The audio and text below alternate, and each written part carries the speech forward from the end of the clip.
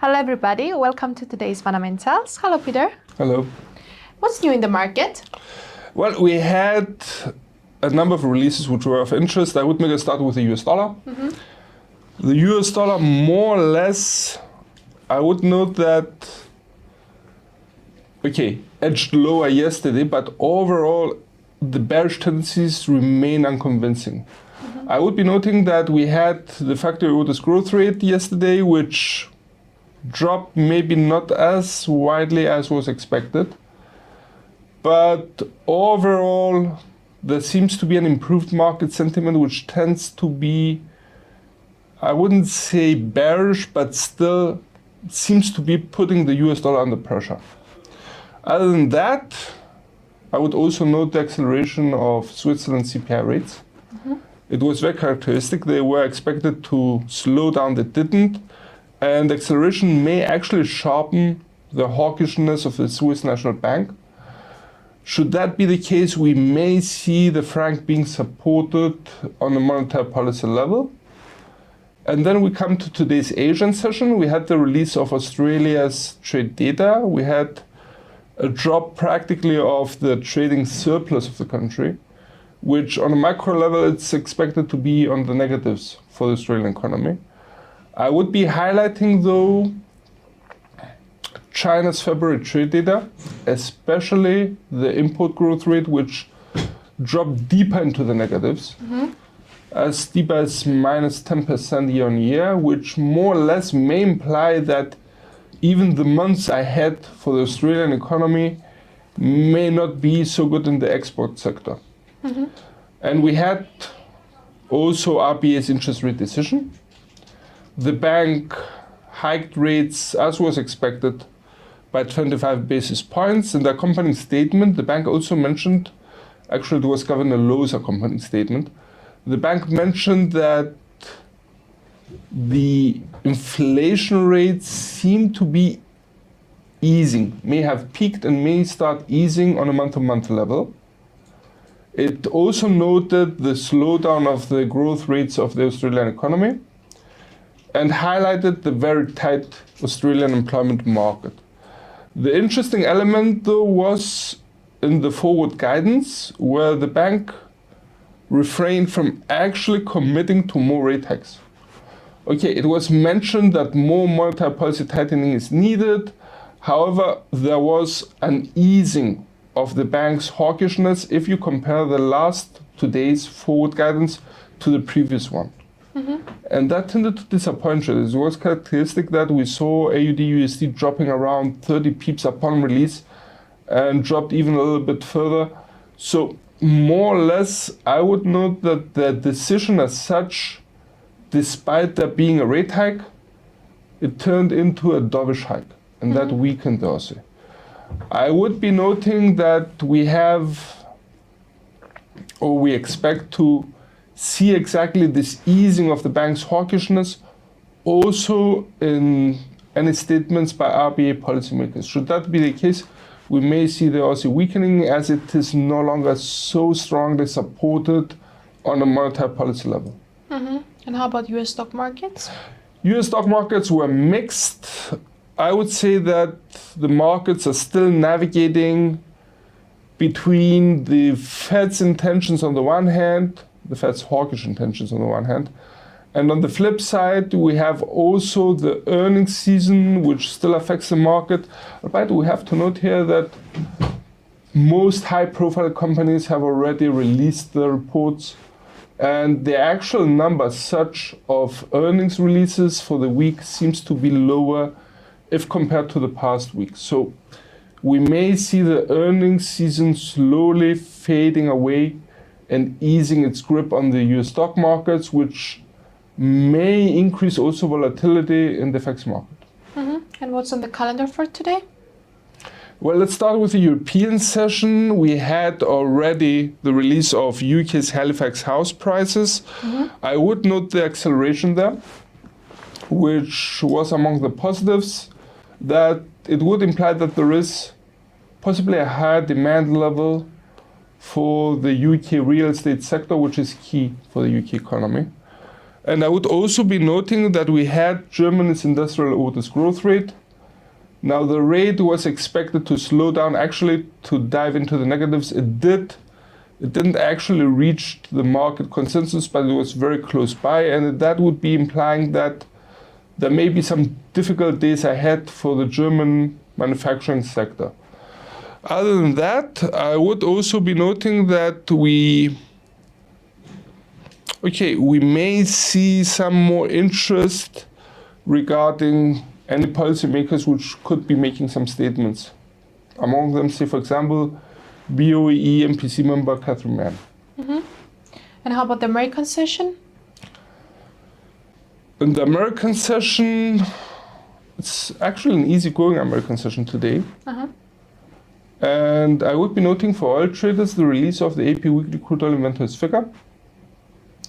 Should there be another substantial buildup of US oil inventories, that could provide some bearish tendencies for oil prices. That would imply practically that the slack in the US oil market is being maintained, with production levels surpassing demand. The highlight, though, of the American session is expected to be Fed Chairman Powell's testimony. It's before the Senate.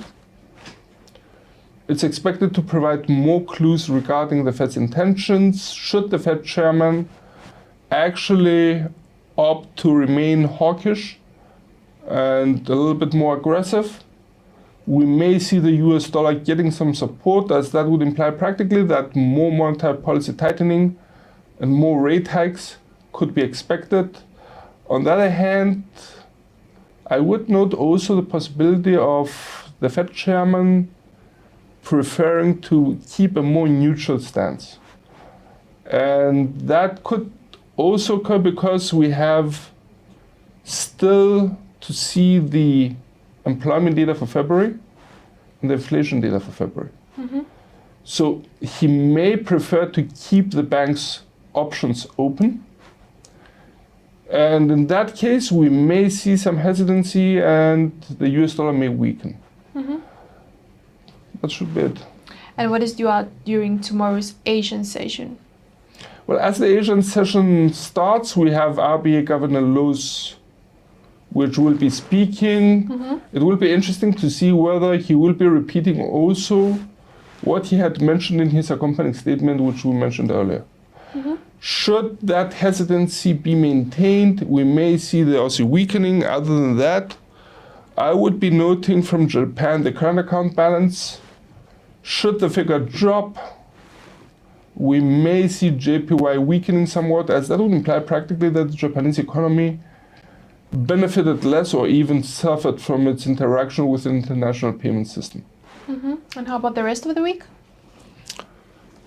We have a number of events.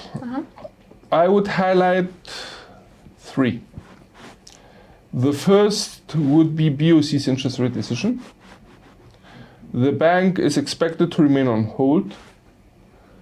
And should the bank actually remain on hold, and should the accompanying statement also show that the bank is about to pause its rate hiking path permanently, or at least for the year, that could more or less reaffirm the market's expectations that the bank has reached its terminal rate and could weaken the CAD somewhat. On the flip side, should the bank once again start sounding a little bit more hawkish, that would be a surprise for the markets and could boost the CAD. I would be noting also that we have on Friday's Asian session the release of BOJ's interest rate decision. The bank is widely expected to remain on hold at minus 0.10. That's not the big question here. The big question is whether the bank will be tweaking its monetary policy by widening further its yield curve control bands. We saw that happening in the past, and it had a very bullish effect on JPY. The catch regarding BOJ's interest rate decision is that it's Mr. Kuroda's last meeting. Now, should the bank actually proceed with a preemptive strike and widen the bands even further, that could be bullish for JPY. On the flip side though, and in my opinion that would be the base scenario, is that Mr. Kureta is going to be carrying the ultra loose monetary policy up until the end of his term. And in this case, we may see BOJ remaining substantially dovish, which could weigh on JPY. Last but not least, I would be highlighting the employment data in Friday's American session. We're getting the US employment report, which is the highlight of the week also. Now, the NFP figure is expected to drop, and that's from 517K to 200K. The unemployment rate to remain unchanged at 3.4%, and the average earnings growth rate to accelerate. Now, should the drop of the NFP figure actually disappoint traders, that could weaken the US dollar. There is a catch here, and the catch is that the market expectation is set at 200K, which is pretty low. And the NFP figure may land above it. In which case, given also that the unemployment rate is to remain at very low levels, 3.4% is one of the lowest unemployment rates the US had, and given also that the average earnings growth rate is to accelerate, implying that it will continue feeding inflationary pressures in the US economy, that could provide some support for the USD. But for the time being, I would continue to focus mostly on the NFP figure. At the same time, we're also getting the Canadian employment market. A wide correction lower for the employment change figure from the January report is expected, and also a tick up of the unemployment rate. Should that be the case, then both indicators would be pointing towards an easing of the tightness of the Canadian employment market and could weaken the Canadian dollar. It will be interesting to see how USD CAD will be reacting at the time of the release, given that both countries release their employment data at the same time. So we may see increased volatility in USD CAD. Great. Thank you, Peter, for your time. And everyone for watching. Join us after a short break for technical analysis with Peter Iosif.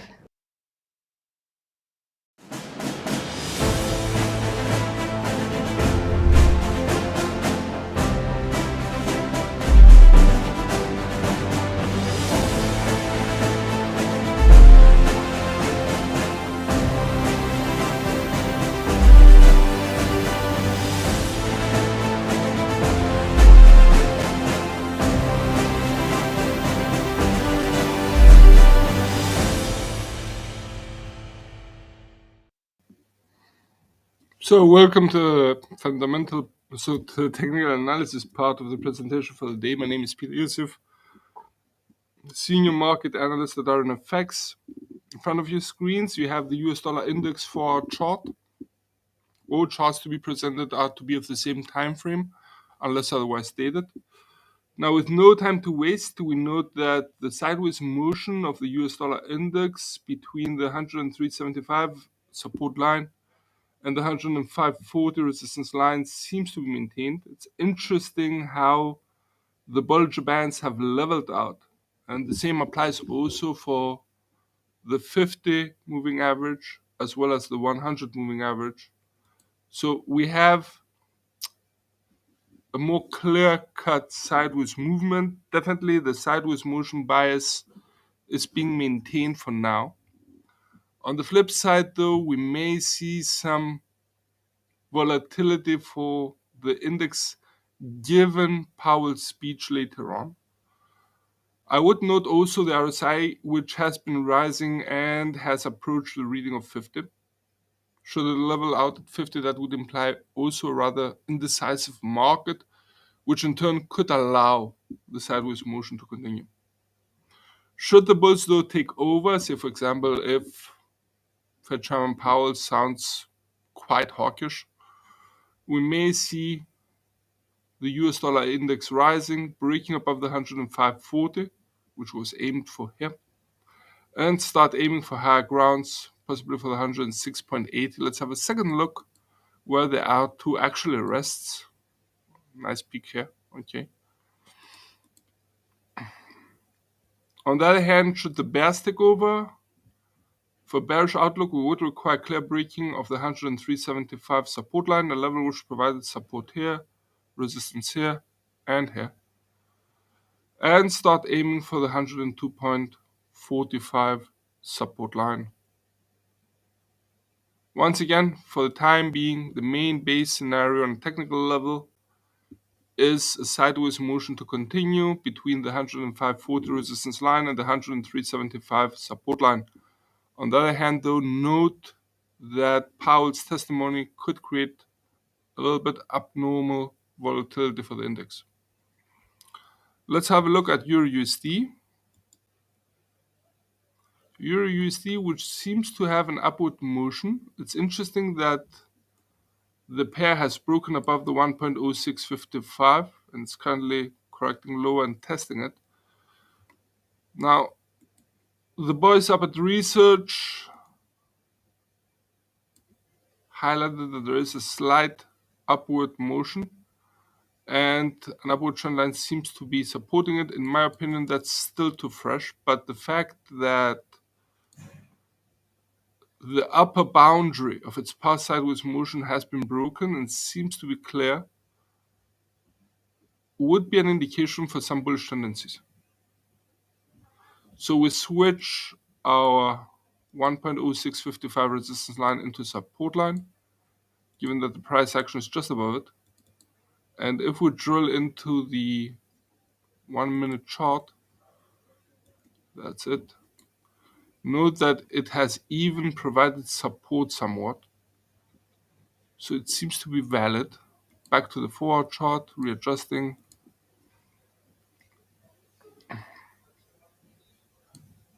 And let's go hunting for a new resistance line. One placement could be here. Yet I would like to see something which will be a little bit further away from the R2.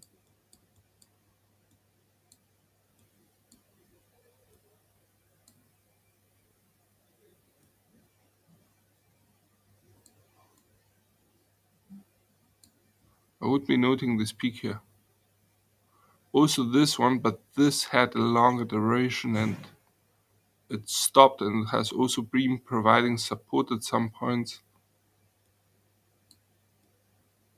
Seems more valid. Let's have a look at this one. Okay. A little bit far off,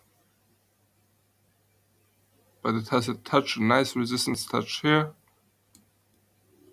A nice support touch here. I'm going to take this one. A little bit far off, but it's okay. Bag in reds. And that would be the 1.1125 resistance line. Readjusting.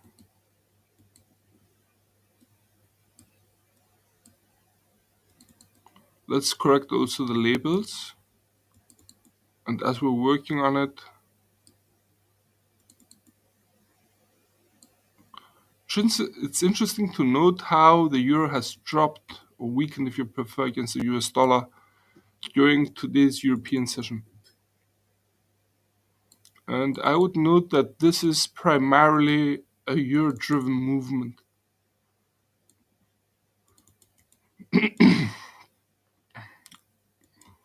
So the S3 is now being placed at 1.0310, the S2 at 1.05, the S1 at 1.0655, given that it was broken to the upside. We dissipated a little bit. Locking them in. First resistance line to be placed at 1.0790. Second resistance line at 1.0925.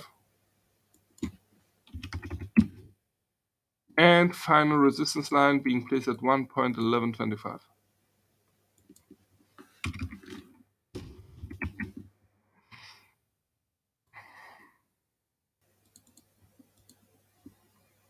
For the time being, with tend to maintain a slightly bullish outlook for the pair, given, as we have mentioned, the slight upward trend line which has started to form since yesterday, if I'm correct. Let's have a look. Needle thread. Here it is. Yeah, actually since the 2nd of March. So we're going back to Wednesday. Quite interesting. Third.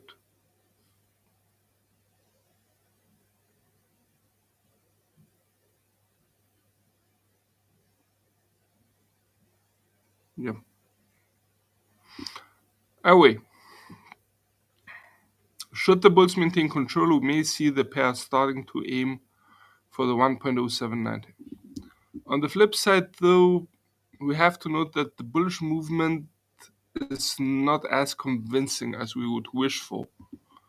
The bearish candlestick in today's European session is quite characteristic. And in my opinion, there are some signs of a stabilization of the pair, which, should it intensify, then we may see Euro USD maintaining a sideways motion just above or around the 1.0655, 1.0655 level. For a bearish outlook, we would require that the pair drops, definitely breaks the S1 1.0655 and aims, if not reaches, the 1.05. As low as that, yes. Let's have a look at cable.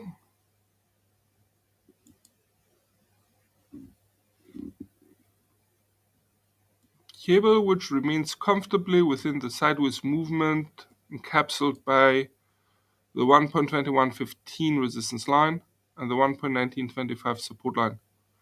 It's very characteristic how the price action has narrowed its range-bound movement over the past 48 hours. We tend to maintain the sideways movement bias, given also that the RSI indicator is running along the reading of 50, implying rather indecisive market. Should the bulls take over, we may see the price action jumping. We would require breaking of the R1 1.2115 and to start aiming for the 1.2265. On the other hand, should the bears take over, I would require the pair to drop, break the 1.1925 and start aiming for the 1.1840.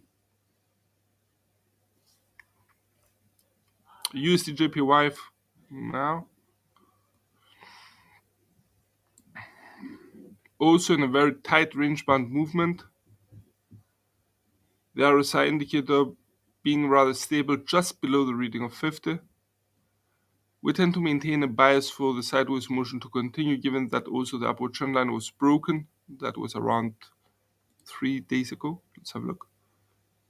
Since the 3rd of March, yeah. So we tend to maintain our sideways motion bias. On the other hand, should the bulls take over, we may see the price action starting to aim, if not even reach, the 137.80. Mind you, it may sound a little bit off, but may I remind you that we had covered such a distance with USD JPY within 12 hours, so it should not take us by surprise. On the other hand, a bearish outlook could start forming should the price action of USD JPY start dropping. We would require clear break of the 135 support line and the price action to start aiming for the 132.85. Moving to the second safe haven currency pair, that would be USD CHF.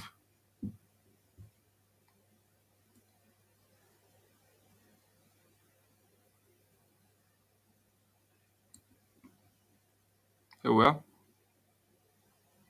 Okay, the 0.9310 was briefly broken yesterday, yet the pair recovered and allow me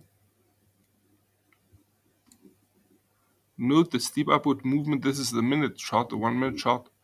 Note the steep upward movement in today's European session. There's a wide correction higher, back to the 4-hour chart, which seems to have broken the downward trend line guiding the pair. So for the time being, we tend to switch our bearish outlook in favor of a sideways movement initially. It will be interesting to see whether the sideways motion, the stabilization above the 0.9310 is going to be holding. It's very, very fresh, the breaking I mean, and could still turn once again bearish. For a bearish outlook, we would require clear breaking of the 0.9310 and the price action to start aiming for 0.9160. A bullish outlook, for the time being most improbable, but still a possibility and should not be neglected. We may see the price action of USD-CHF starting to aim, if not even reach or even breach, the 0.9435 resistance line. Moving to the Aussie.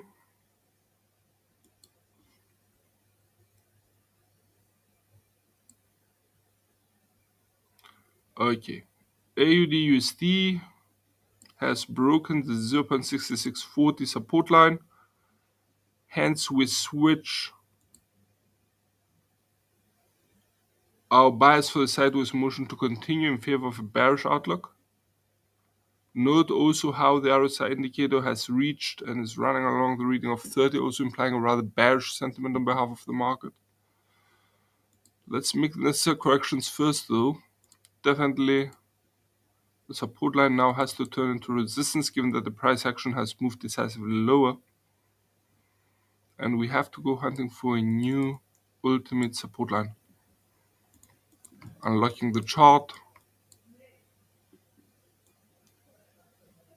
I would be noting this show here. It's far-fetched, yes, but still it's quite valid. If you go further down the road, you could also use this resistance line, which was repeatedly tested upon. I think I'm going with this one.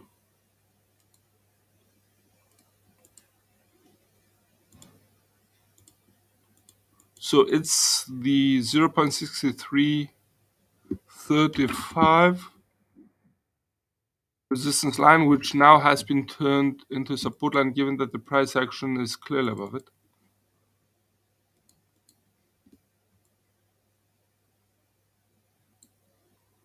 And definitely we need also to widen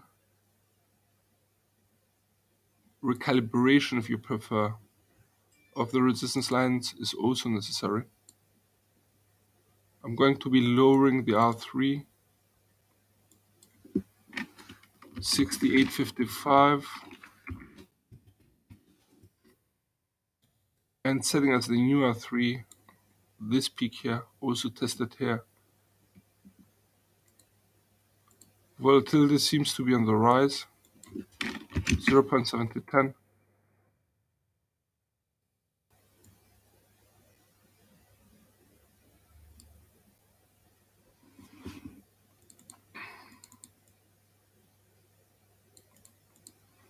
$0.6835. Let me reaffirm this. Sorry, 55.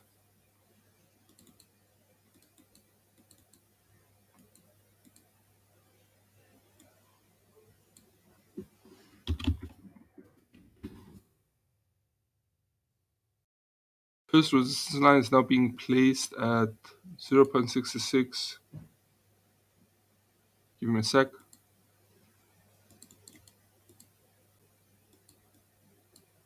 $0.6695.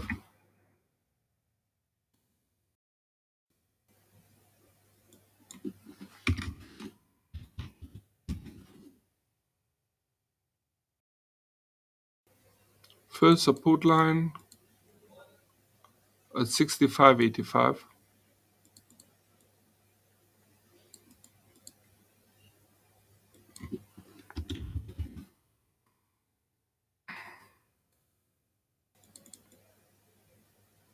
Second support line 0.6460.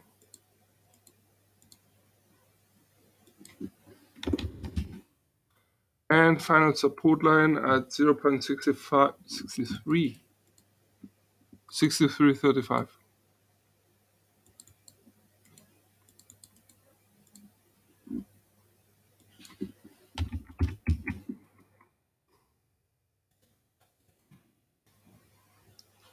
So given that the upward trend line has been broken, given that the 0.6695 support line has been broken, now turned to resistance, we tend to switch our bias for sideways motion in favor of a bullish or bearish outlook. In which case, if the bearish movement is being maintained, then we may see AUD/USD aiming for the 0.6585 support line. On the other hand, should the bulls take over, we may see the price action reversing direction, breaking once again the 0.6695, this time to the upside, and start aiming for 0.6855. Let's have a look at USD CAD. It's a nice sideways motion, yet we have to note here that definitely we have to make a recalibration. And at this point, I would be lowering the resistance line here at 1.3665. I'm keeping this one. Let's have a look where the R1 is resting.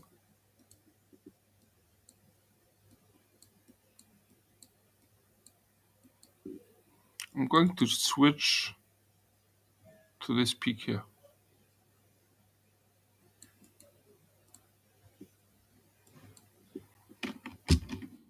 1.3805.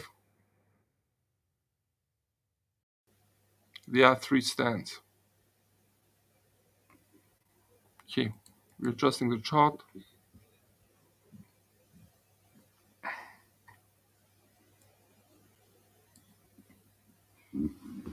$1.3975 remains.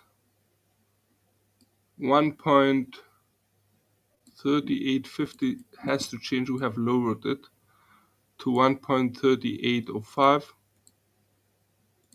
45 pips lower.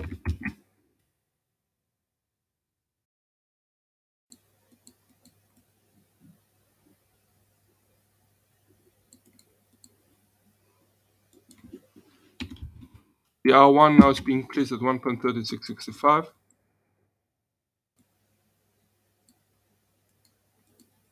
1.3520 being this one remains.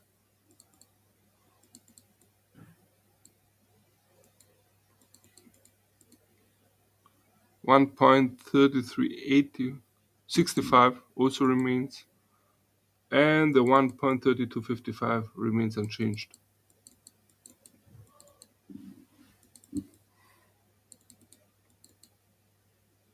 Here we have it. Now, interestingly enough, USD CAD may find more volatility ahead. We are going to be having Fed Chairman Powell's testimony before the Senate today, later on. But I would also note BOC's interest rate decision during tomorrow's American session. Could weaken the CAD somewhat. In such a case, we may see the bulls taking over, and USD CAD may rise, breaking the 1.3665 and start aiming for the 1.3805.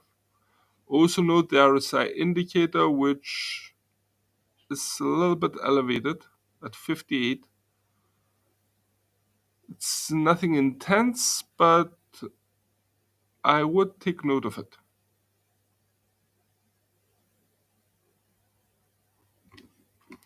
On the other hand, should the bears take over, we may see the price action of USD CAD dropping, breaking the 1.3520, and start aiming for the 1.3365. It's way, way far off, but definitely a break of the S1 would be required. Let's have a look at NZD USD. NZD-USD, which seems to be struggling around the 0.6190 support line. Let's reposition the labels a little bit, so just we get a clearer picture here. It's a very tight range-bound movement. The RSI indicator is nearing the reading of 50 from the downside. It seems as if the sideways motion is continued, given also that we had a narrowing of the Bollinger Bands, which tends to imply low volatility, which could allow the sideways motion to continue. Should the bulls take over, I would require breaking of the 0.6270 level, which provided resistance here and support here and here. On the other hand, should the bears take over, we may see the pair dropping, breaking the 0.6190 and start aiming slowly but steadily for the 0.6060. Moving to gold.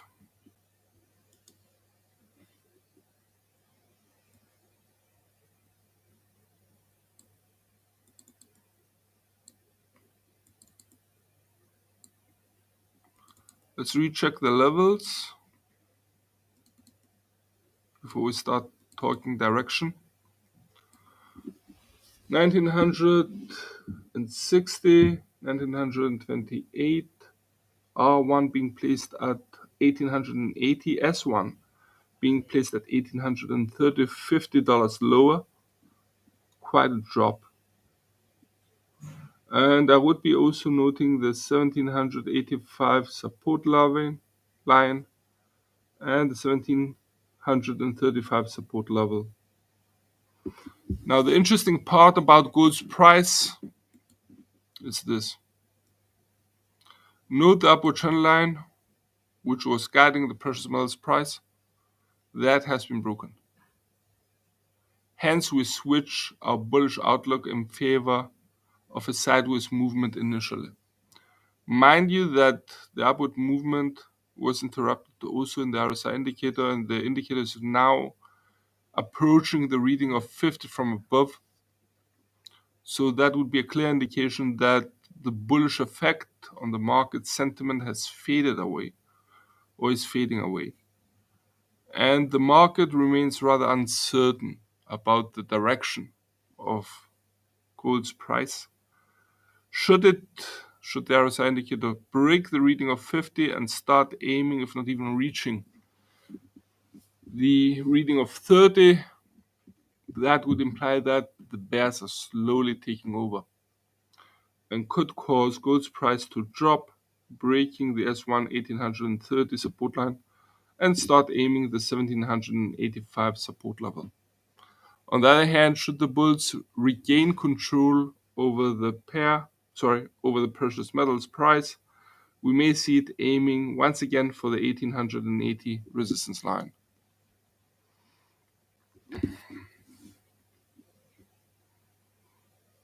Moving now to WTI.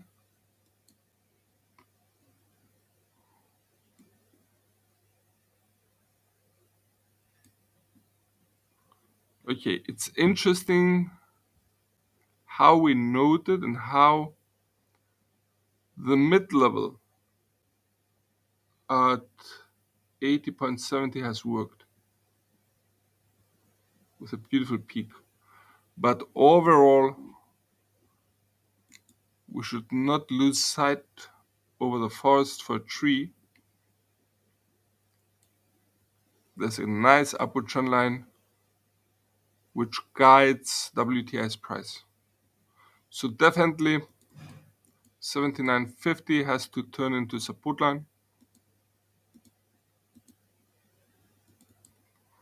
Let's go hunting for a new ultimate resistance line.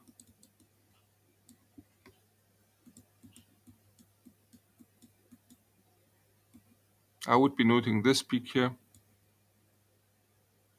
with the next bullish stop being here.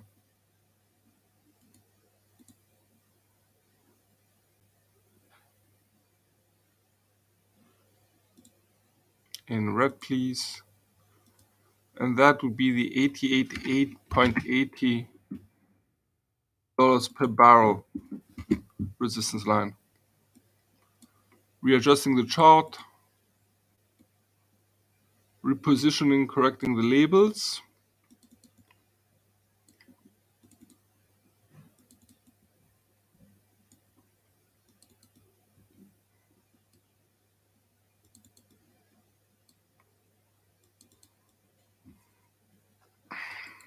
Starting with the S3 at 72.55.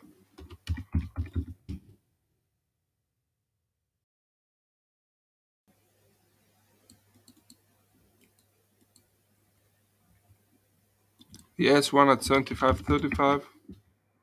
Sorry, the S2. S1 at 79.50.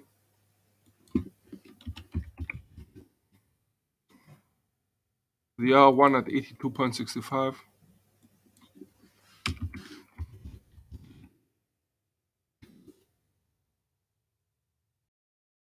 And the R2 at 85.70. And the R3 at 88.80.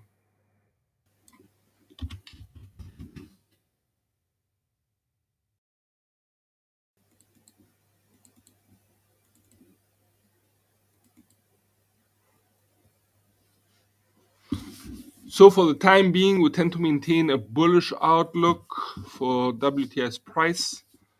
And that bullish outlook may remain valid as long as the price action remains above the upward trend line guiding it. And that's since let's have a look, end of February. Since the 24th of February. Okay. Some even place the beginning here. And I would be expecting the price action to start aiming, if not even breaching, the 82.65 resistance line at some point. Note how the level provided resistance here, here, and here. It's pretty valid, pretty strong. On the flip side, should the bears take over, we may see the price action dropping, breaking the 79.50 support line, definitely break also the pre-mentioned upward trend line, and start aiming for as low as the 75.35.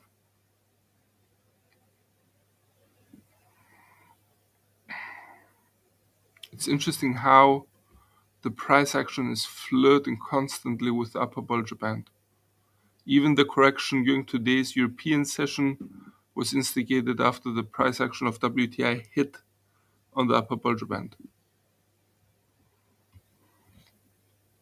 Let's have a look at US stock markets, making a start with Dow Jones.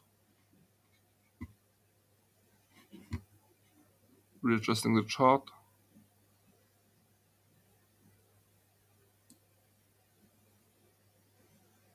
Okay, the price action seems to have hit the ceiling at the 33,460. It's being puzzled. There is no clear breaking, but definitely there is a clear testing of the level. We could raise it just a bit. Let's go to 33,500.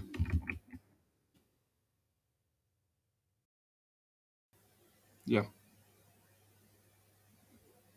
Okay, let's readjust the labels.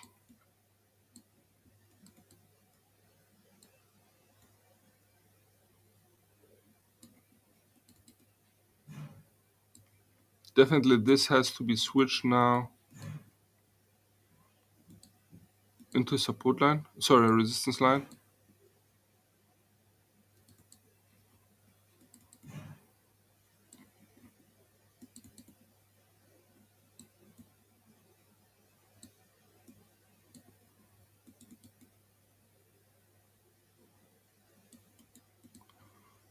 Final resistance line now being placed at 35,500. Second resistance line being placed at 34,400.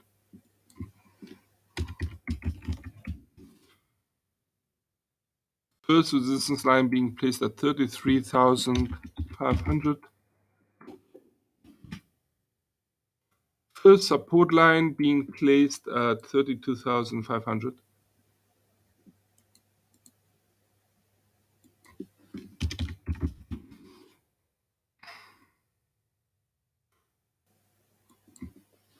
Second support line at 32,370.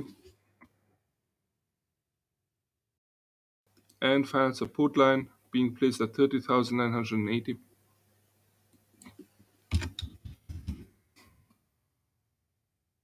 It's been a while since the last time we checked on these, and I would like to have a second look.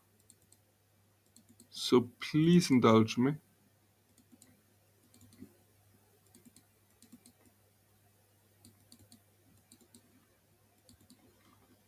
Unlocking the chart. Okay. The S1 seems to be valid. The S2 is valid. The S3 is being tested here, and here to the upside, and here to the downside again, and again. Okay.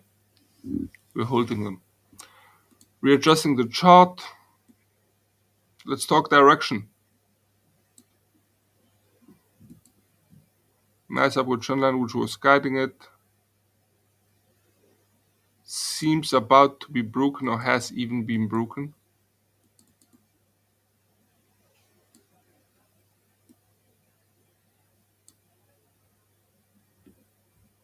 Yeah, it's being put to the test right now. Should the bulls win this one, we may see the price action of Dow Jones breaking above the 33,500 and start paving the way slowly but steadily for the 35,500 resistance line. Sorry, for the 34,400 resistance line. There are two. Yeah. But it may take a while. On the other hand, let's not forget the possible effect that Powell may have on US stock markets should the Fed chairman sound profoundly hawkish. We may see a bearish effect on US stock markets and Dow Jones, of course, which would lead it lower by breaking clearly this time the upward trend line guiding it and start aiming for 32,500. The RSI indicator is close to the reading of 70, implying that the bulls have it in the market sentiment for the time being. Yet that does not seem to be translated also into the price action rising even further. So we would require a reading above 70 for any bullish price action. Yet that could be quite risky, as it would imply that the price action has reached overbought levels and may be ripe for a correction lower. Let's have a quick glance also on Nasdaq. A similar sideways motion, comfortably between the 12,540 and the 12,220. We tend to maintain the view that the sideways motion is to continue for now. Once again, though, we may see increased volatility due to Powell's speech. Note the RSI indicator, which is currently at the reading of 64, dropped slightly, corrected after hitting on the level of 70. For the time being, though, we tend to maintain our bias for the sideways motion to be maintained. That should be it from all of us here at IronFX. Best wishes for solid trading.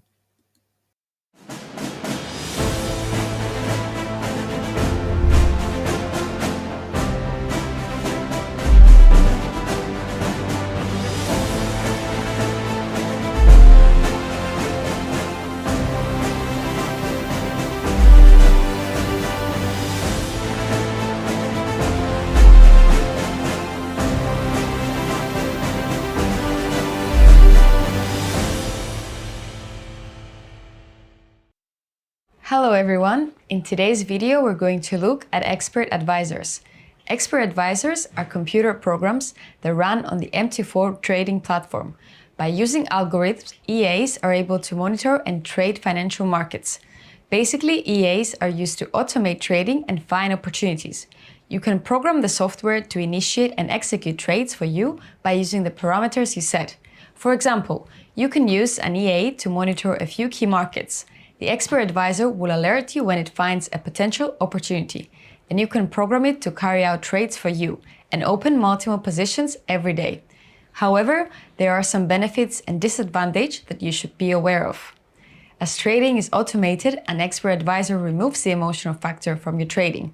This means that your fear of loss or greed for more profit will not affect your trades. EAs can reduce stress levels because it takes away the anxiety of trading. Therefore, you can set your trades for the day and do other tasks instead.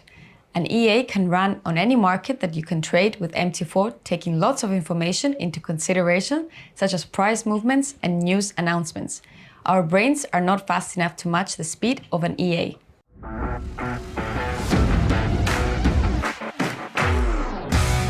One disadvantage of expert advisor is they cannot respond to real-time news. They basically ignore factors that cannot be programmed into them. If you are at your computer monitoring the news, you can avoid making a trading mistake after a news release, but the EA will keep trading if it's set to do so. Even though the EA can deal with more variables at once that humans can, it can only act in the way it has been programmed to. There may also be times when you need to interrupt the EA to avoid a big trading error or take an opportunity. Whether you use a third-party EA or create your own, it's important to backtest it over various timeframes in a demo account before using it on live markets. A demo account does not risk real money and lets you see how the expert advisor performs for you. You may find that it works well for you on some currency pairs, but not on other pairs. Simply do your research before committing to using an expert advisor. There are good EAs out there, and some traders achieve year-over-year gains using an EA that trades automatically. Thank you for watching.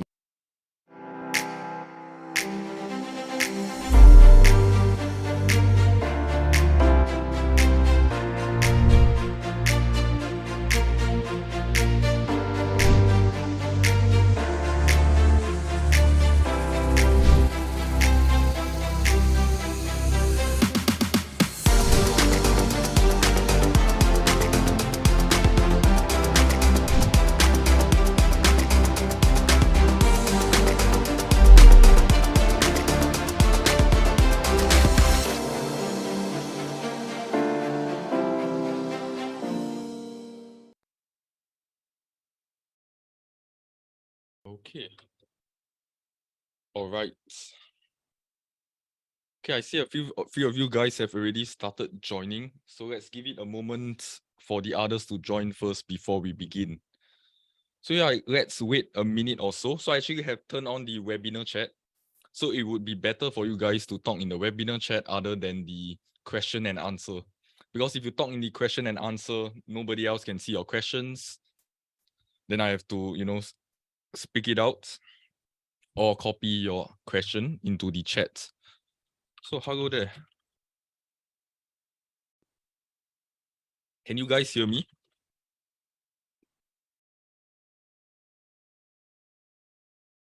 Can you guys hear me doing a mic test? I've turned on the chat. All right. Hey, hi there. Hi. Okay, that's great, Marius. Hey, thanks, Vinicius, Sylvia.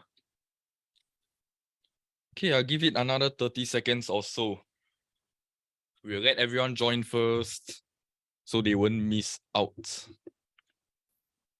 yeah, by the way, where are you guys from? So yeah, for me, I'm actually from Singapore. I'm actually in Asia. So at the moment, it's very, very close to dinner time. It's already 6 p.m. at my time. Oh, nice. Portugal. Where is that? Let me see how far is it. Okay, it's at the other side of the world. Wow, you're in Spain. Okay, I think it's the other half of the world. So yeah, I'm actually from Asia. Okay, how's everyone's week been doing? Has anyone traded this week so far or today? So today I actually avoided the London session. Price was very, very choppy within a consolidation. Okay. Let me get these out. Okay, so making some profit. What trade do you take? do you mind if you share your trade? So I'm quite interested in how you guys trade. What kind of trades do you take, especially for today? Since you said you're making some profit, I'm interested to see which trade you actually entered. Because for me personally, just now I didn't see any proper setups.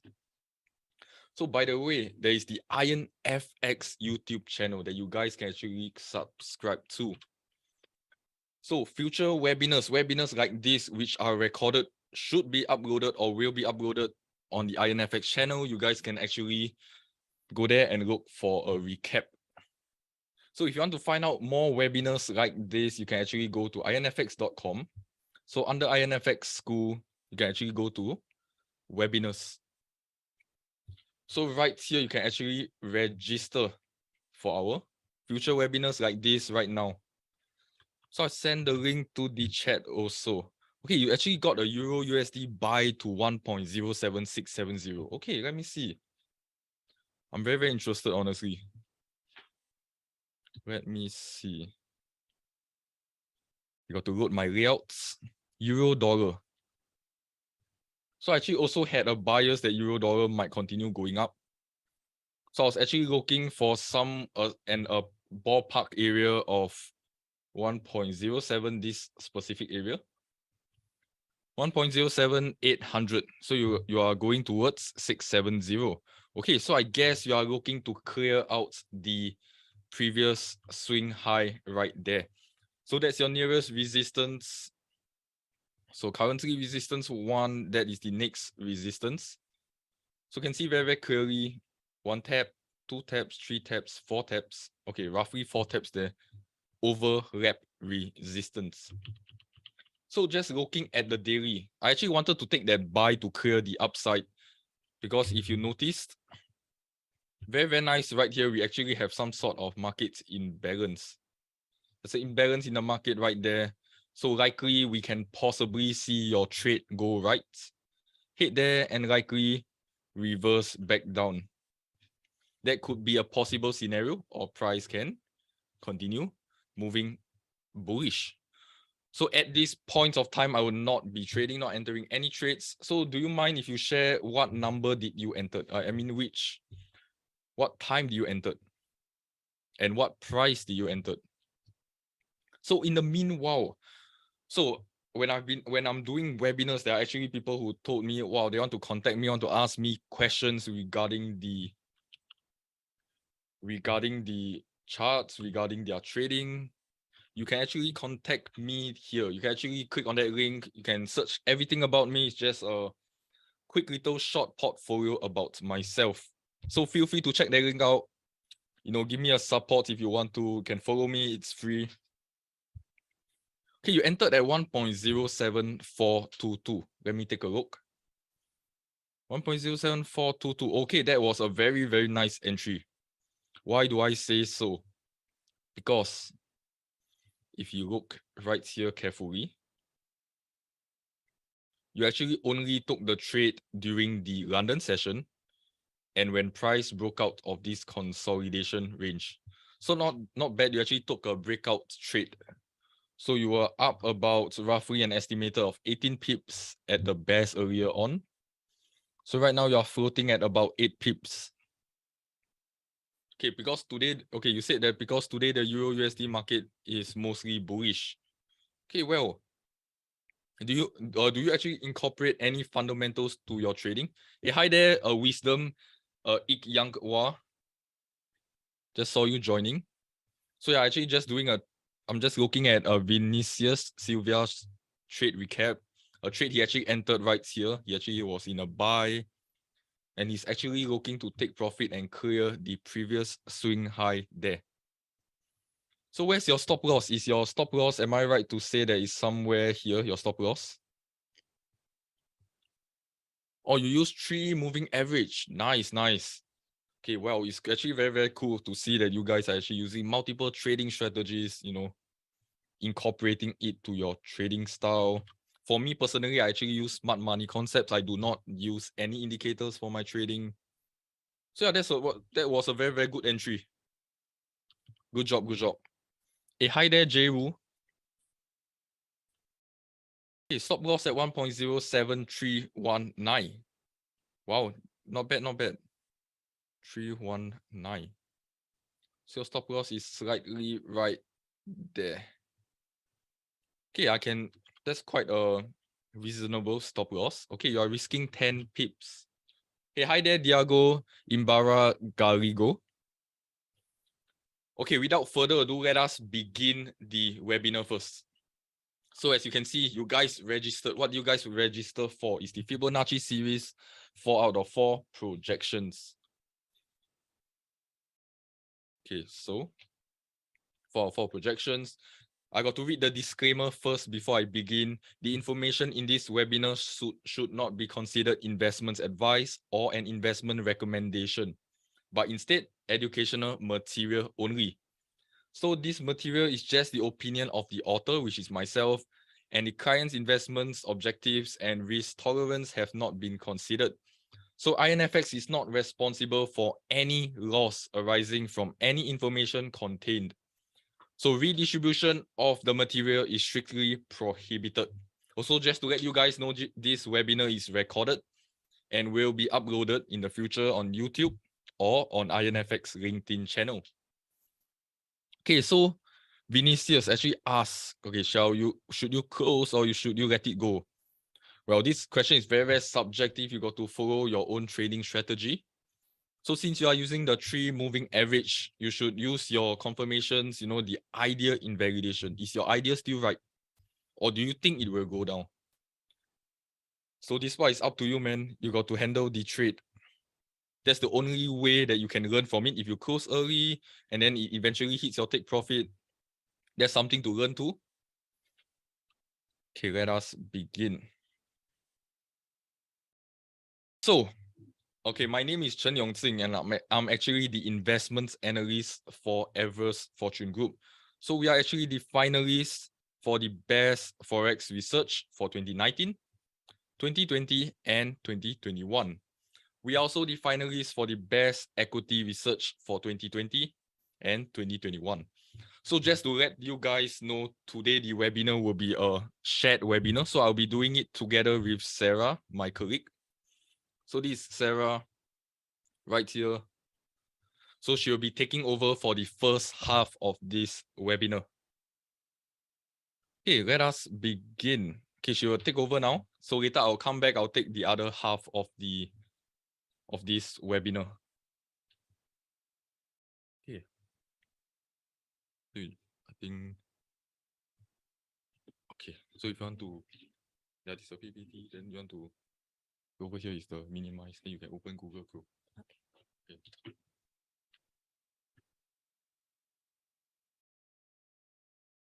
Hi everyone, my name's Sarah. Okay, so today I'm going to be the first part of the Fibonacci retracement 4.4. Okay, before I starting, let's take a look at today's agenda and what we are going to learn and what I'm going to share with you guys. So firstly, we are going to have a recap on Fibonacci retracement essentials and what are the importance of the Fibonacci retracement. And secondly, the ideal market structure, which means under which situation is good for the Fibonacci retracement and which graph or which is not good, is not suitable for this Fibonacci retracement. Thirdly, we are looking at different Fibonacci retracement level, which means Fibonacci retracement, Fibonacci expansion, and also Fibonacci projection. Fourthly, we are looking at what are the Fibonacci projection, and lastly, what are the confluence level, which means what are the significant level we need to take note by. Okay, let's start with the first one.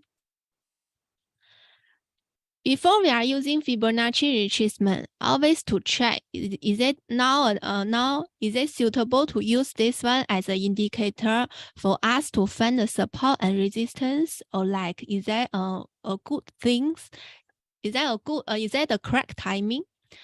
So what are the essential steps that we are finding using Fibonacci retracement?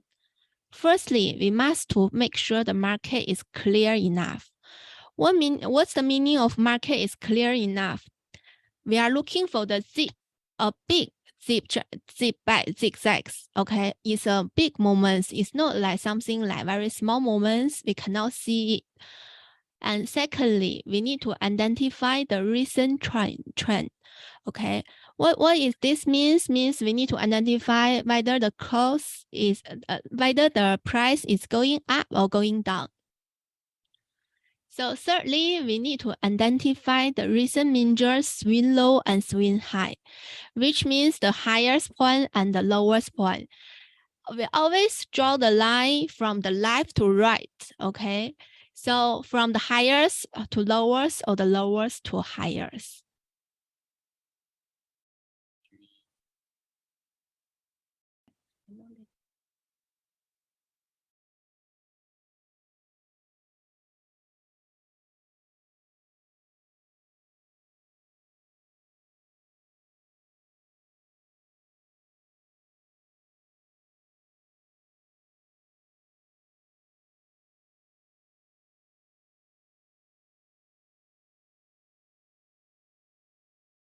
Okay, so for this graph as an example,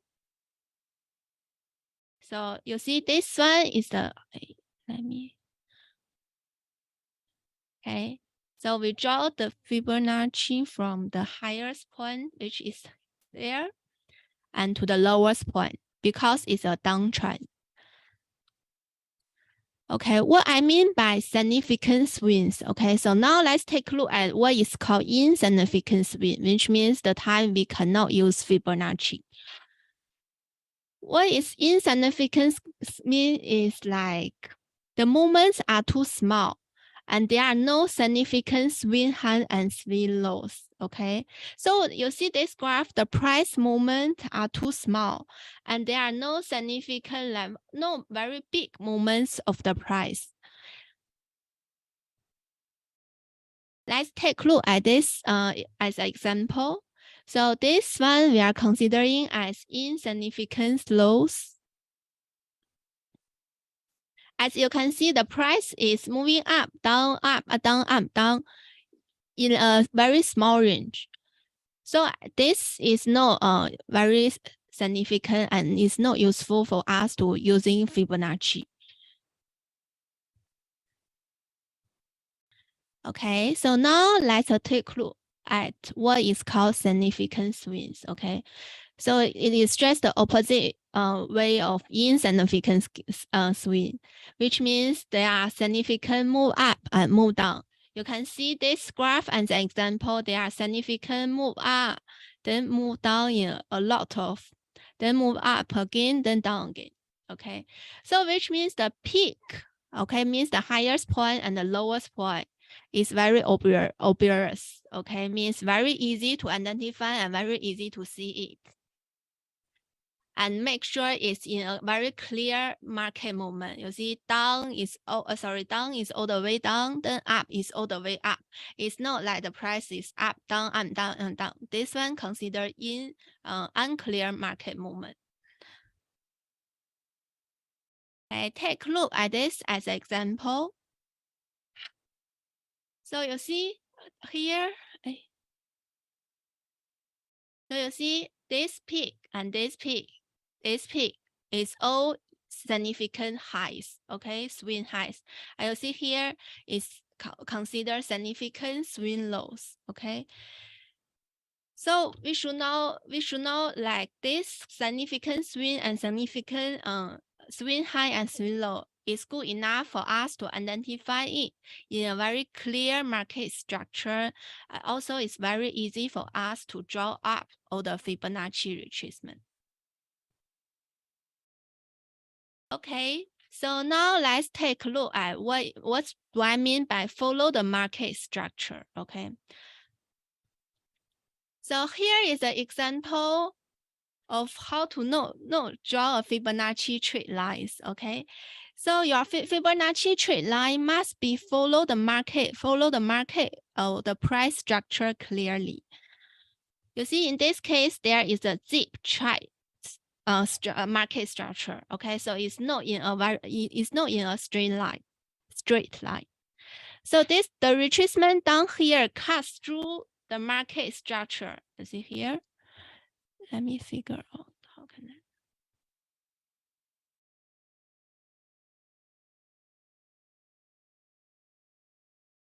I. Okay, you see this part here.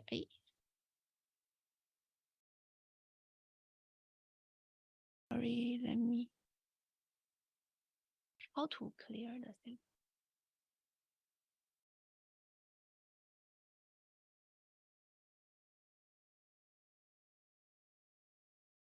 No, I use this one.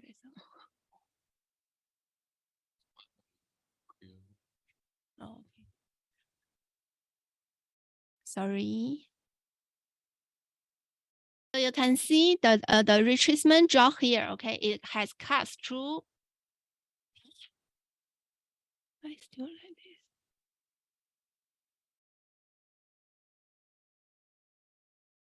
Okay, you can see the retracement here is cut through the market structure. Okay, which means making the Fibonacci retracement less effective.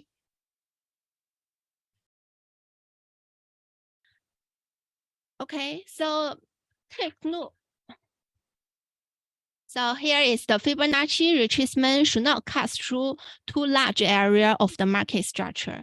Also, the Fibonacci trend line must follow the market structure as just now I mentioned it.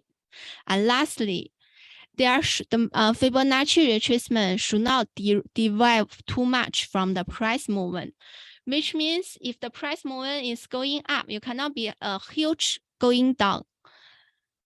So let's take a look at what meaning by follow the market structure.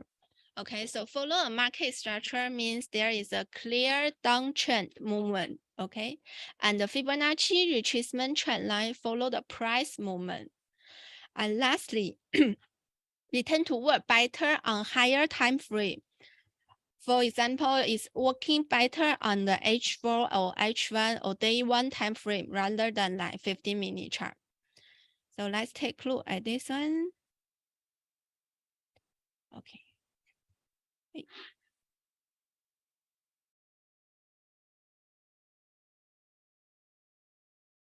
Sorry. Okay, let's take a look at this one. You see, we draw the Fibonacci from the highest point to the lowest point. As you can see in this example, the price is follow good enough to the market, to the price movement. So there is a clear downtrend movement. Let's take a look at this. Okay, so what meaning by clear market structure? As you can see, there is a very clear swing low and very clear swing high. You see here, swing high, swing high, swing low. Okay, so all this point is very significant and for me, it's very easy to identify it. It consider a very clear market structure.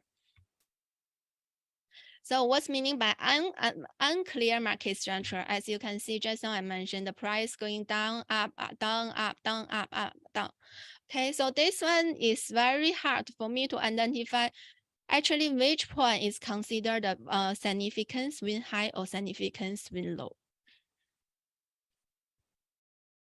Okay, besides Fibonacci retracement, we have different kind of Fibonacci retracement level.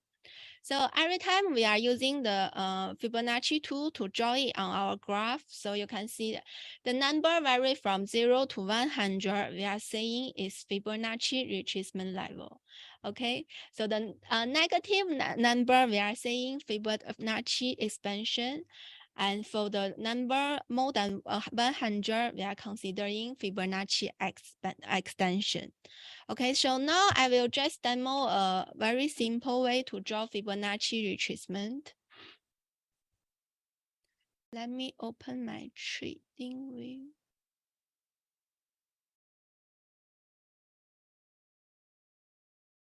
This screen is shared. Oh, I need to pull out here. Okay.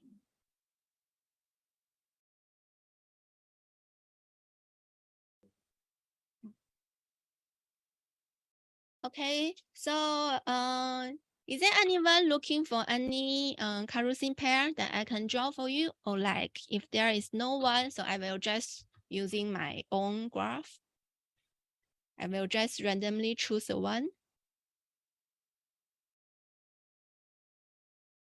Is there anyone here? Okay, so if no one answer, I will just Aussie USD. Okay, let's take a look at Aussie USD. Actually, this is the currency that I want to draw.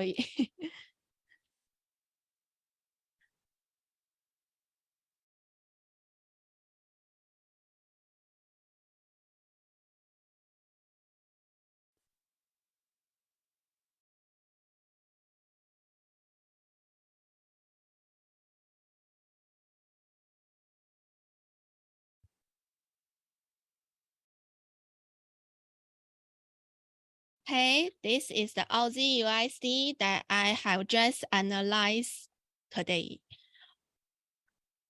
Okay, as you can see, the current price is a price about 0.69. So I already found the first support and first resistance, which is the first resistance is considered the recent swing high, and first support is the recent swing low. But I don't think my price will go up or like go down to the price today, okay, or like in a shorter time frame. So what I like to do is like I will identify the significant high here, which is at this place. Significant swing low and significant swing high here. Okay, so what I do is I will just draw, let me remove this thing first.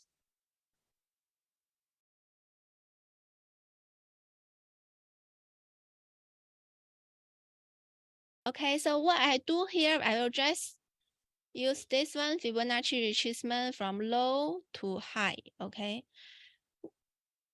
I like to show all Fibonacci first. Then I see, okay, you can see the price actually is here. Is at exactly the level 61.8, which is a very significant in Fibonacci retracement.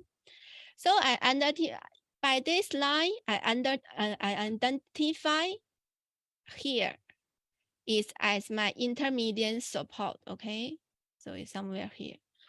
So I was hoping once the price will pass through the 61.8% Fibonacci retracement, it will go up. If not, the price will go down. So same as this one, okay, how I'm going to find the first support? First support is the recent swing low, but I need to add more confluence to my first support. How I'm going to looking for is a valid or like is a very key support area?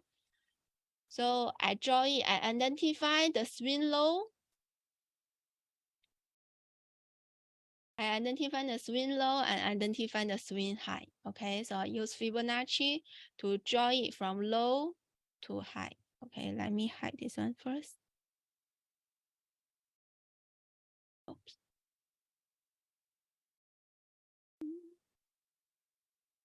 Okay, and now it's more clear. As you can see, there is 15% Fibonacci retracement, which is almost in line with my first support. Okay, so here you can see this level is very significant and very key when we're doing analysis. And once the price is trying to break through this level, it will go down. Otherwise, this support is very strong enough that price unlikely to able to break through.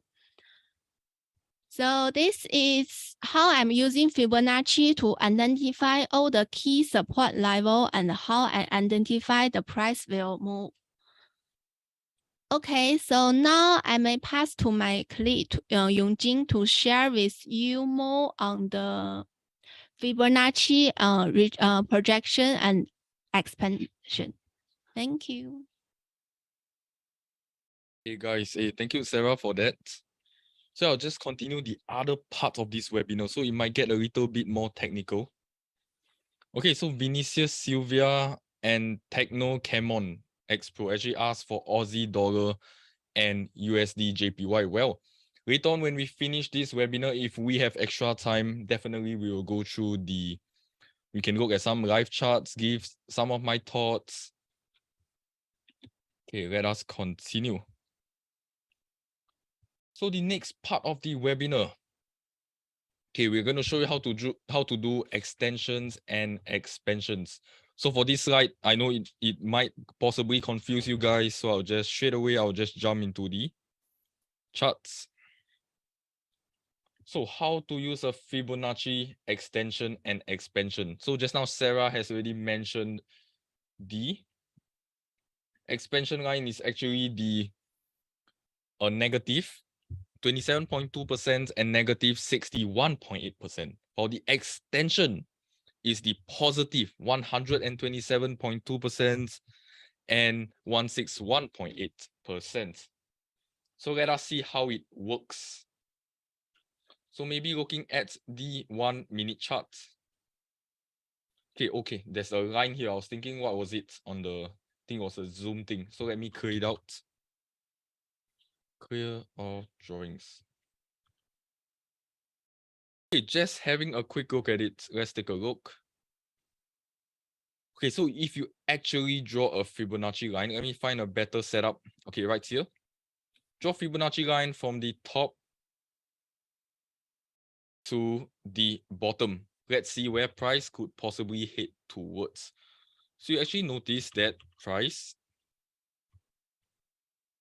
went up towards so we'll be looking at extensions first, 127 and 161.8%. So notice that price went up and headed towards 127.2% and then the 161.8% before it rejected back downwards. So just by using extensions, you can actually use it as a form of take profit area. And use it to take profit once price hit 161.8%. You can just close out your trade, or hit 127.2%. You can close out your trade just in case price reflects back down, just like in this scenario right here. Okay, let us move on. Expansions. I'll show one more example by expansions so you guys can see.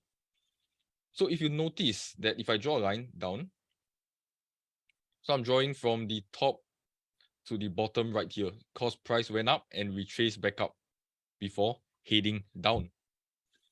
So if you actually noticed, price tapped very, very nicely in the 50% Fibonacci line. 50% right here, tapped right in very, very nicely, reflected back down. Where did it go to? It went towards the negative 27.2% area. So we have negative 27.2 and negative 61.8%. So this could be your potential take profit target if you are looking for short. So let's say you shorted around here, stop loss above, can aim for negative 27.2%. So notice the moment price taps into that area, it reflects off, bounces back up. So always you can actually use 27.2%, negative 27.2%, and negative 61.8% as your take profit target. So you are just kind of forecasting where price might possibly head towards. Okay. Next, let's take a look at this slide. What do we have next? So how to use the projection tool. Just now I showed you guys already. I mean, haven't showed you guys, my bad. This projection. Okay. How will a projection work? So we are only going to be focusing on the 61.8%, 78.6% projection. So just a tip on it. So on the MT4, the Fibonacci projection tool is the Fibonacci expansion. And on the trading view, it is the Fibonacci extension tool. So ultimately, unlike the other three methods we have gone through in our previous webinars, this method requires 3 points: the starting, the middle, and the ending points. So we use namely the 61.8%, 78.6%, and 100% fit projections for this. you want to make sure you look out for flash zigzag shapes in this case. So notice it's like the Harry Potter, the zigzag right there. Harry Potter zigzag. Okay, my bad. Let me clear it out. Might have messed up this slide. Harry Potter zigzag pattern. Let's look at a couple examples of this. So looking right here, you notice that from the starting point, the top, draw towards the bottom and to the end. You notice that the projection lines showed the 100% and then price went back down. Tapped into the 100% projection line before it, rejected towards the upside. So let us just take a look at some examples on TradingView. Okay, Fibonacci projection, where is it located? It's located right here.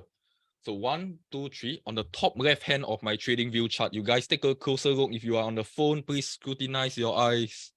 Take a good look. So it's called the trend-based Fib extension. My mouse cursor is over it right now. So you can click on it. Trend-based Fib projection. Let me find one nice example. So probably same thing like from here. You can draw it from the starting point to the middle point to the end point. So draw it out. You notice price taps into the 78.6% area and the 61.8% area. But in this specific scenario, once price tapped into the 78.6% area, it actually bounced towards the upside. And ultimately, price also continued moving down towards the 100% Fibonacci projection line. I find more examples for you guys to use. Okay, find another one. Okay, so like this, in this, okay, maybe this is, because this is likely a news event, so it's not the best example. Okay, let me find one. Okay, maybe here, this is quite a nice one. So notice there's a starting point, an end point, and a retracement point. So let's say you already started a short here. You started a short somewhere here, you wanted your stop loss over here, but you do not know where to take profit. How can you use this Fibonacci projection line? So draw from the starting point, from the top to the middle, and then to the end point. You can ideally aim towards the 78.6% or even the 100% retracement level. So looking at this area, the trade would likely hit a 1 to 2.82 risk to reward ratio before it actually did a minor bounce towards the upside. So let us find another setup. We'll find an inverse setup. Inverse, what do I mean by inverse? It's like a reverse Nike tick. So looking right here, we will be going towards the starting point, towards the middle point, and towards the end point. So we can draw from the bottom to the middle towards the end. So notice that once price went up, tapped into the 100% Fib level, it actually rejected back down immediately. So you can actually use the 100% Fibonacci projection line as your take profit target. Just close it out there if you want to play it safe. You know, you are not risking it. You're not risking that price can continue moving bullish, because price first rejected back down and then continued to move back up. What if price just continued moving bearish? It would likely hit your stop loss. Let me find another inverse projection line. Okay. Find it, still looking for it.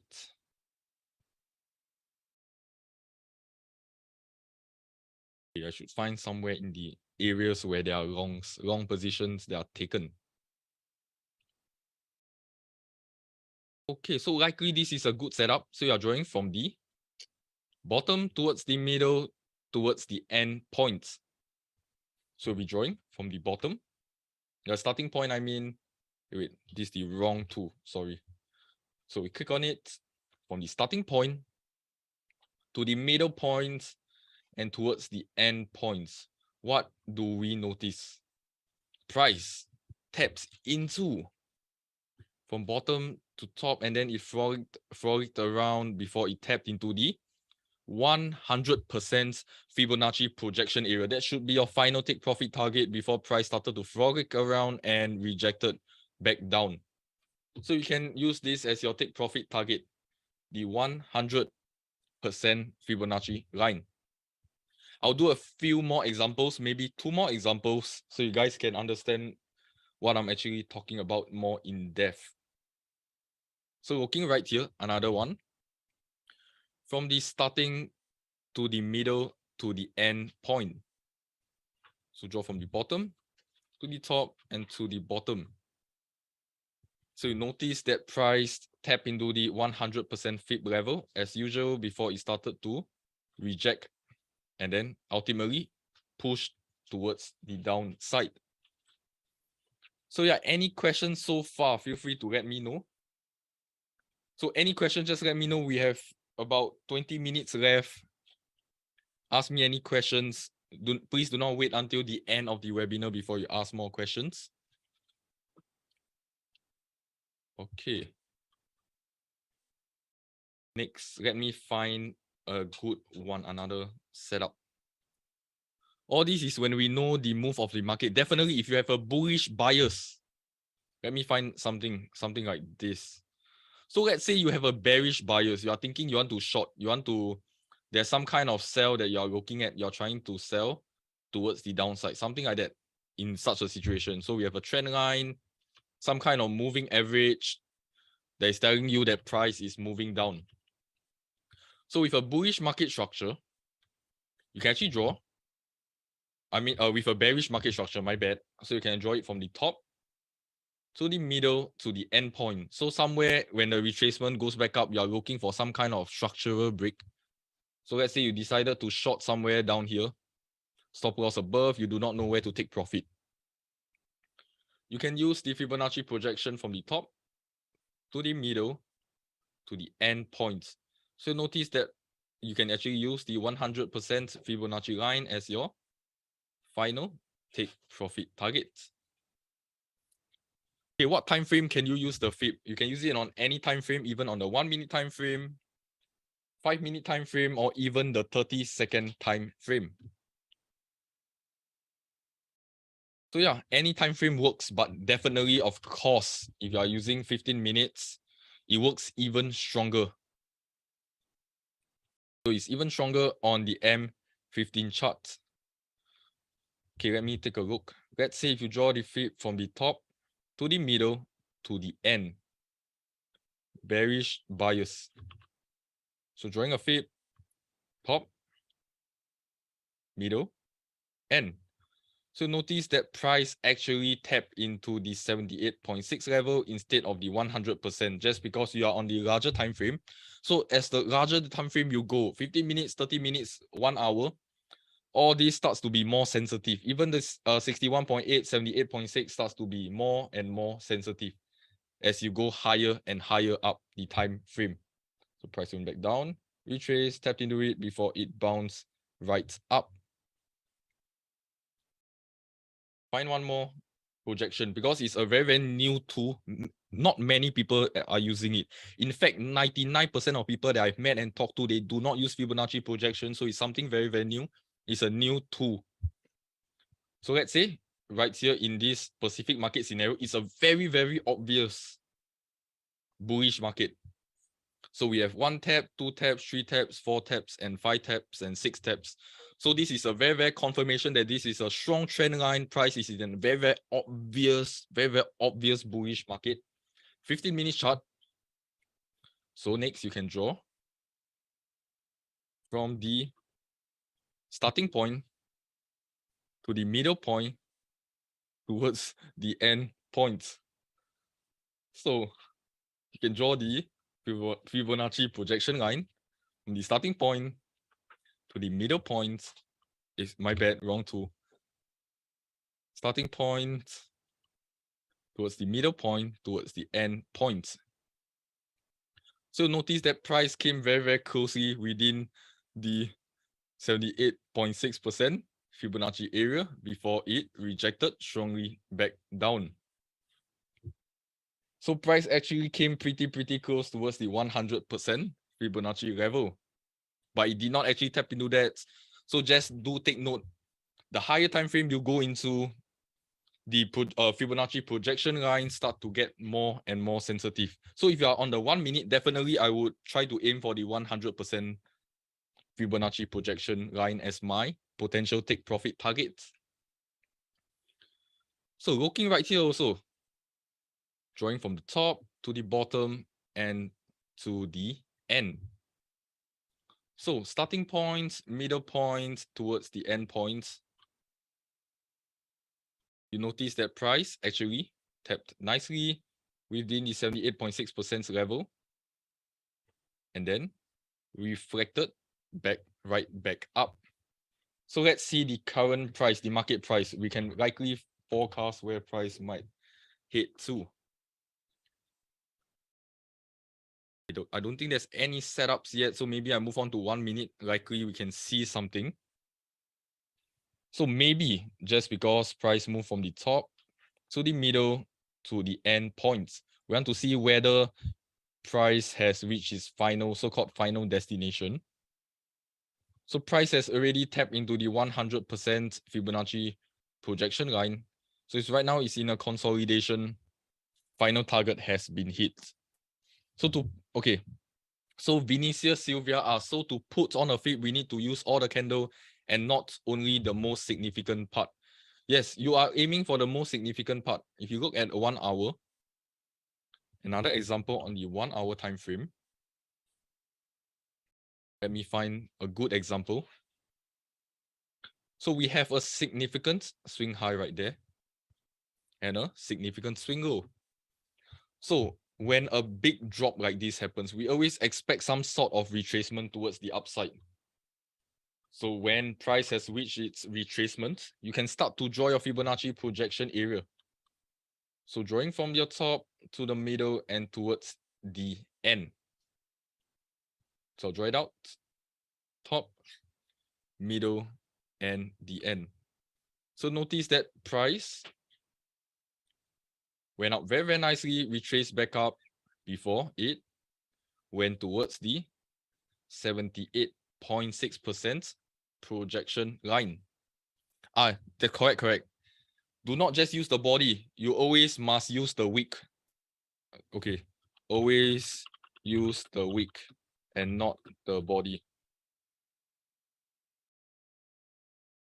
Okay. Any more questions? Jude, Aguabo, Kat, Kasmi, Samuel, Julian, Vinicius, Sylvia, Wisdom, Ik Yangwa. Any more questions? Let me know. I'll try my best to answer you to the best of my abilities.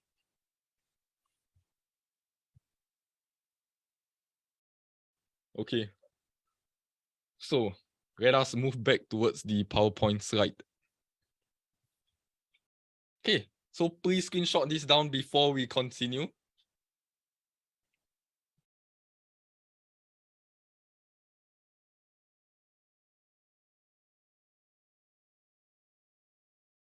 Back, I had some technical issues with the mic. Okay, just now I already showed you guys the inverse Fibonacci projection.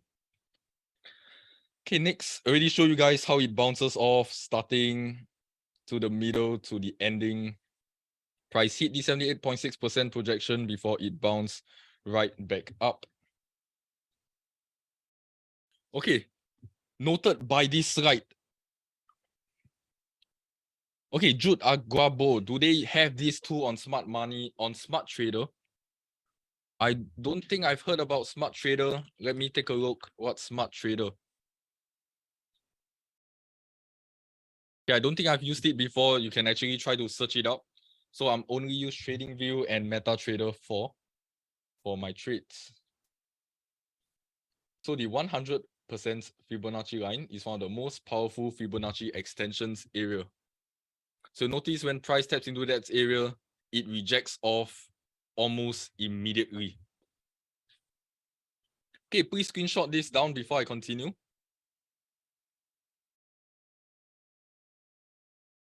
Okay, that's actually a very, very good question. I've really never heard about the software called Smart Trader before. Maybe I might look up on it after this webinar. So yeah, as I mentioned earlier on, if you want to contact me outside of this webinar, you want to ask me any questions outside of this webinar, feel free to visit my Linktree.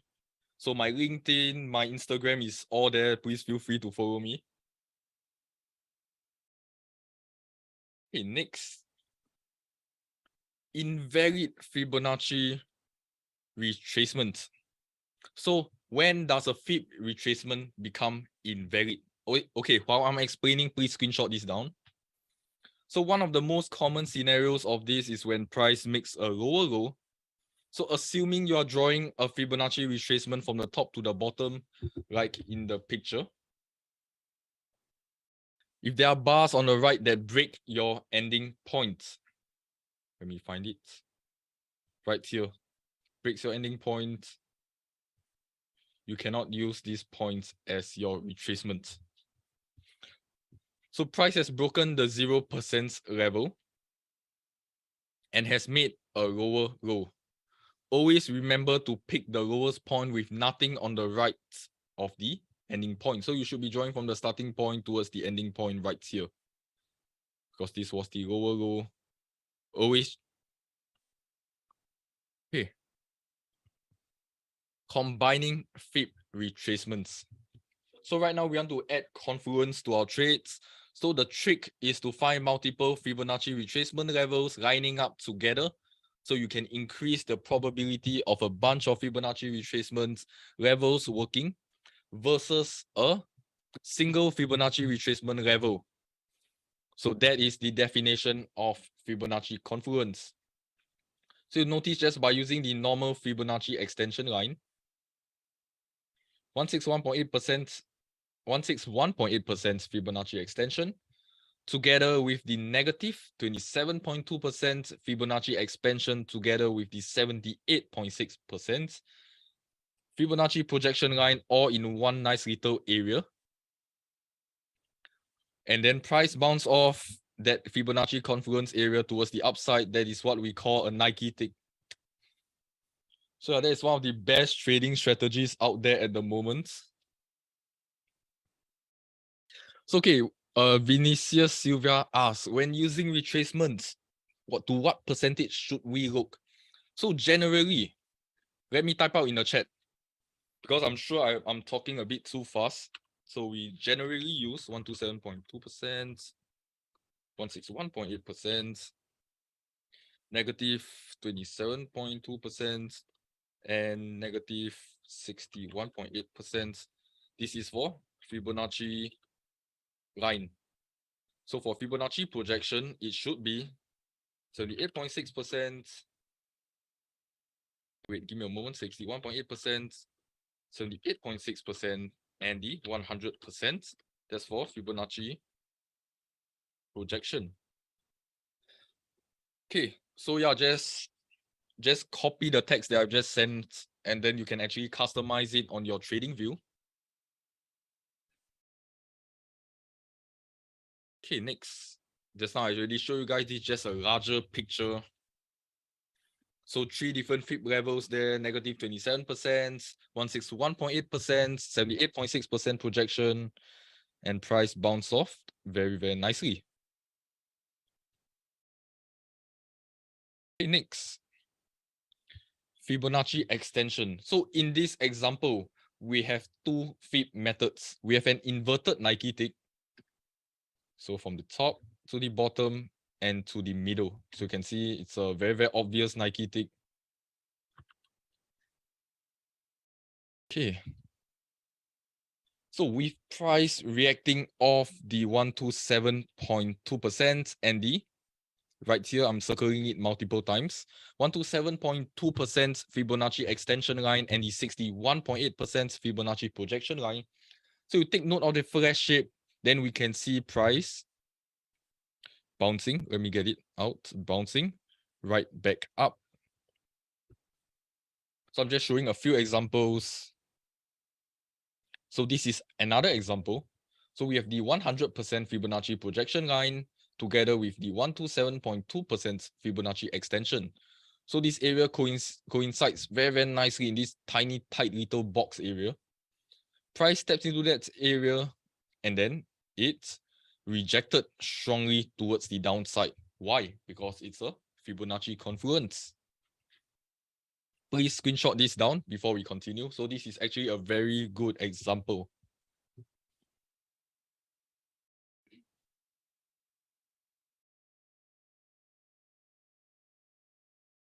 Okay, next, let us continue. Combining Fibonacci methods for the fourth example. So in this example, the 61.8%, so it's not that clear. Take note of this yellow dotted line. So that's the 61.8% Fibonacci retracement that is in line with the 100% Fibonacci projection to give us a strong confluence area highlighted by the purple square. So that's where price has bounced off, tapped and bounced off. Okay, next, you notice that I'm looking at the negative 27.2% Fibonacci expansion line together with the 100% Fibonacci projection line and the 127.2% Fibonacci extension line. So we have a nice little box area right here. Price steps into that and it actually reversed towards the upside. So that's a very, very strong confluence area. So please screenshot this down before we continue. So for Fibonacci retracement line, we only be drawing from the top to the bottom.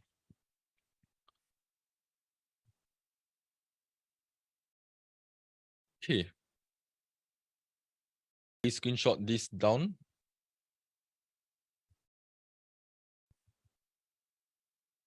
Okay, let us continue. Okay, next. So in this example, we have a swing low support. Let me get this. So there's a swing low support right here denoted by the green line. So in one long-term 100% Fibonacci projection in line with another short-term 61.8% right here. 61.8% and 100%. So we have a nice little area right there. And then it actually made a strong confluence area. Price then tapped in and then bounced right off. So please practice your Fibonacci extension, Fibonacci expansions, and your Fibonacci projection areas so you can bring your trading to the next level.